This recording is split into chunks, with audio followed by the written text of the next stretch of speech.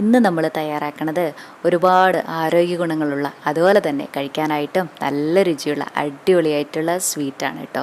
ഇതിനായിട്ട് ഒരു പാത്രത്തിലേക്ക് ഇട്ട് കൊടുക്കുന്നത് ഫ്ലാക്സ് സീഡാണേ. ഇതിനെ ചണവിത്തെന്നും പറയൂ കേട്ടോ. കാണാനായിട്ട് ഏകദേശം നമ്മുടെ മുതിരയൊക്കെ പോലെയല്ലേ ഇരിക്കണേ.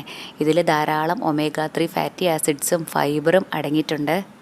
അതുപോലെ തന്നെ blood sugar, blood pressure level control ചെയ്യാനായിട്ട്, കൊളസ്ട്രോൾ കുറയ്ക്കാനായിട്ട്, നമ്മുടെ ഹാർട്ടിനെ ഹെൽത്തിയാക്കി വെക്കാനായിട്ട്, ക്യാൻസറൊക്കെ വരാതിരിക്കാനായിട്ടും ഇത് കഴിക്കണത് ഒത്തിരി നല്ലതാണേ.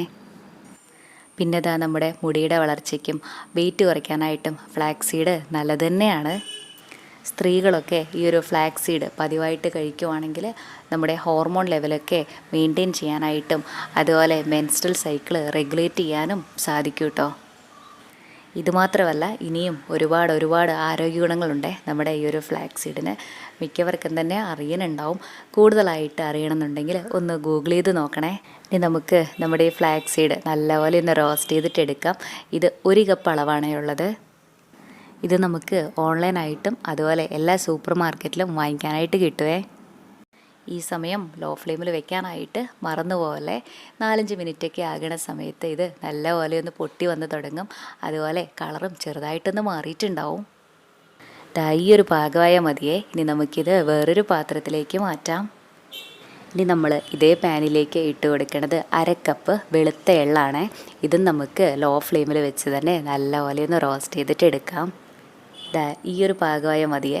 ഇനി എള്ളും നമ്മൾ നേരത്തെ ഫ്ലാക്സ് സീഡ് റോസ്റ്റ് ചെയ്ത് വെച്ചിട്ടുണ്ടായിരുന്നില്ലേ, ഇതേ പാത്രത്തിലേക്ക് തന്നെ ഇട്ട് കൊടുക്കാം.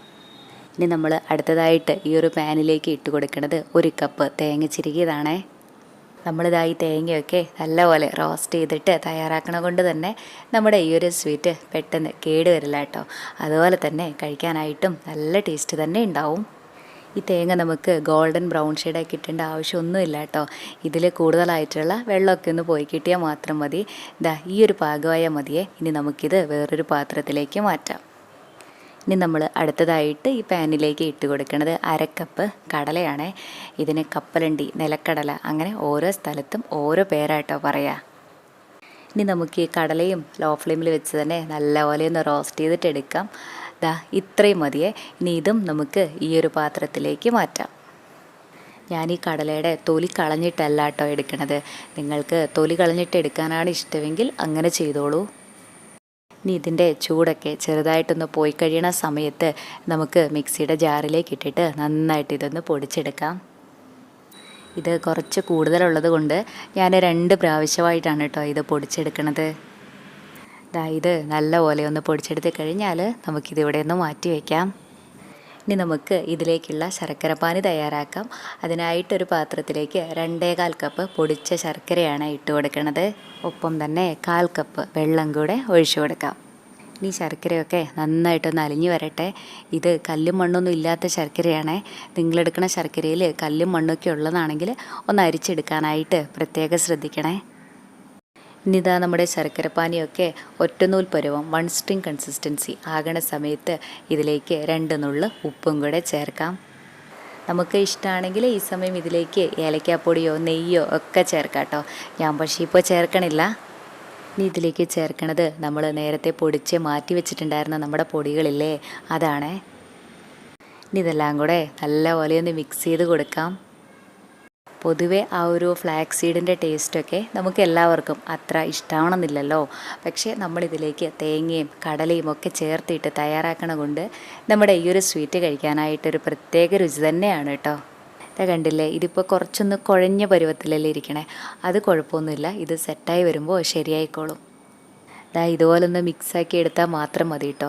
ഇനി നമുക്ക് ഫ്ലെയിം ഓഫ് ചെയ്യാം. എന്നിട്ടിത് വേറൊരു പാത്രത്തിലേക്ക് മാറ്റാം. ഇനി ഇതിൻ്റെ ചൂടൊക്കെ ചെറുതായിട്ടൊന്ന് പോയി കഴിയണ സമയത്ത് നമുക്കിത് ഷേപ്പാക്കിയിട്ടെടുക്കാം. ഞാൻ ഇതുപോലത്തെ ഒരു തവിയാണ് എടുത്തിട്ടുള്ളത്. ഇതിൽ കുറച്ച് നെയ്യ് തൂത്ത് കൊടുത്തിട്ടുണ്ട്. ഇനി നമ്മുടെ ഈ ഒരു മിക്സ് ഇതിൽ ഫില്ല് ചെയ്ത് കൊടുത്ത ശേഷം ഇങ്ങനെ ഒന്ന് കമഴ്ത്തിയിട്ടെടുക്കാം. ഇതുപോലെ തന്നെ ചെയ്യണമെന്ന് നിർബന്ധമൊന്നുമില്ല. കുഞ്ഞു ബോൾസാക്കിയിട്ട് എടുത്താലും മതി. നമുക്ക് ഏതാണ് എളുപ്പം അതുപോലെ ചെയ്യാവേ. ചെറിയൊരു ചൂടോടെ തന്നെ വേണേ ഇതൊക്കെ ചെയ്യാനായിട്ട്. തണുത്ത് പോയി കഴിഞ്ഞാൽ ഇത് സെറ്റായി പോകും. പിന്നെ നമ്മൾക്ക് ഷേപ്പാക്കി എടുക്കാനായിട്ടൊക്കെ നല്ല പാടായിരിക്കും.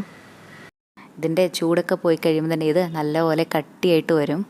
ഇതാ കണ്ടോ, ഇതുപോലെ ഇത് ഡെയിലി 1-2 എണ്ണം മാത്രമേ കഴിക്കാൻ പാടുള്ളൂ കേട്ടോ. ഇത് നമുക്ക് 2-3 ദിവസമൊക്കെ പുറത്ത് വയ്ക്കാം. അത് കഴിഞ്ഞാൽ ഫ്രിഡ്ജിലെടുത്ത് വെക്കണേ. 1-2 ആഴ്ചയ്ക്ക് ഇത് കേടാവാതിരിക്കുവേ. ഇഷ്ടമായി കഴിഞ്ഞാൽ ഫ്ലാക്സ് സീഡ് കൊണ്ട് ഇതുവരെ ഇങ്ങനെ തയ്യാറാക്കി നോക്കിയിട്ടില്ലെങ്കിൽ ഒരു പ്രാവശ്യം ഇങ്ങനെ ഒന്ന് ചെയ്ത് നോക്കണേ. എന്നിട്ട് അഭിപ്രായം പറയാനും മറക്കല്ലേ. താങ്ക്